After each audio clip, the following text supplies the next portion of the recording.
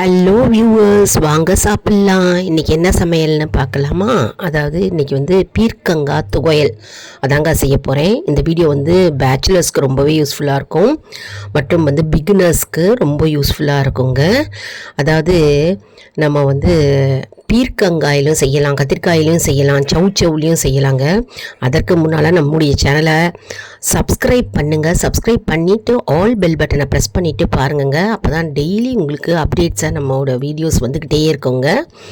சரி வாங்க, இப்போ நம்ம வீடியோவில் போகலாம். எப்படி செய்யறது அப்படின்னு பார்க்கலாம். அற்புதமான காரசாரமான பீர்க்கங்காய் துவையல் தாங்க செய்ய போகிறோம்.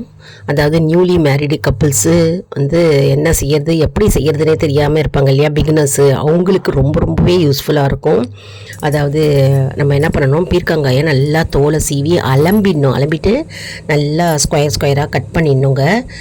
அப்புறம் சீரகம் போட்டுக்கிறோம், மேலே வந்து சீரகம் போட்டுக்கணும், நல்லா அலம்பிடணும், வாஷ் பண்ணிடணும், தோல் நல்லா சீவிடணும், சீரகம் போட்டுக்கணும். இப்போ வானிலையில் 1 ஸ்பூன் எண்ணெய் போட்டு கடலைப்பருப்பு 1 ஸ்பூன், உளுத்தம்பருப்பு 1 ஸ்பூன், 6 மிளகாய் வற்றல், புளி வந்து ஒரு கொட்டைப்பாக்கு அளவு எடுத்துட்டுருக்கேன். அதாவது எவ்வளவு பீர்க்கங்காய் இருக்கோ அதுக்கு ஏற்ற மாதிரி கடலைப்பருப்பு, உளுத்தம்பருப்பு, மிளகாய் வற்றல் கூட்டி குறைச்சி நம்ம போட்டுக்கலாம்.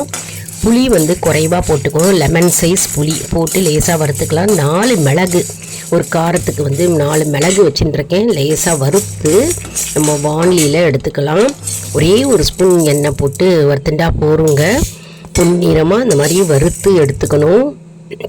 இதை வந்து ஒரு பாத்திரத்தில் ட்ரான்ஸ்ஃபர் பண்ணிடலாம். அப்புறம் அந்த வாண்டியில் பீர்க்கங்காய் அலம்பி வச்சுருக்கோம் இல்லையா, நறுக்கி அந்த பீர்க்கங்காவும் சீரகத்தையும் போட்டு நல்லா பச்சை வாடை போக வதக்கிக்கணும். நல்லா வதக்கிறதுல தாங்க இருக்குது, பச்சை வாடை போக நல்லா வந்து வதக்கணும். வதக்கின பிறகு நம்ம வந்து இதை வந்து நம்ம தனியாக எடுத்து வச்சுக்க போகிறோம். எண்ணெய் ஊற்றிக்கலாம், 1 ஸ்பூன் எண்ணெய் ஊற்றிண்டா போகிறோம், லேசாக வதக்கிக்கலாம். இதே மாதிரி தாங்க இது சவுச்சவு தொகையிலும் அப்படி தான் செய்யணுங்க. அப்புறம் மிக்சியில் வந்து நம்ம முதல்ல வந்து கோர்ஸாக கடலைப்பருப்பும் உளுத்தம்பருப்பும் உடச்சிக்கணும். அதுக்கப்புறம் நம்ம இந்த புளி போட்டிருக்கோம் பாருங்கள், மிளகாய் வற்றல், உப்பு, பெருங்காயம், மஞ்சள் தூள் வந்து ஒரு 1/4 ஸ்பூன் போட்டுக்கிறோம்.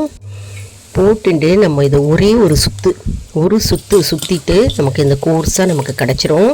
பல்ஸ் மோடில் அரைச்சி எடுத்துக்கணும். அதுக்கப்புறம் நம்ம என்ன பண்ண போகிறோம்னா, அது மேலேயே வந்து பீர்க்கங்காயை போட்டு ஒரு சுற்றினா நமக்கு வந்து பீர்க்கங்காய் துவையல் ரெடிங்க. உப்பு எல்லாம் அதில் இருக்கும், நம்ம போட்டோம் ஏற்கனவே, எல்லாமே போட்டோம். கடலைப்பருப்பு உளுத்தம்பருப்பு அதில் போட்டுக்கணும். செஞ்சு பாருங்கள்,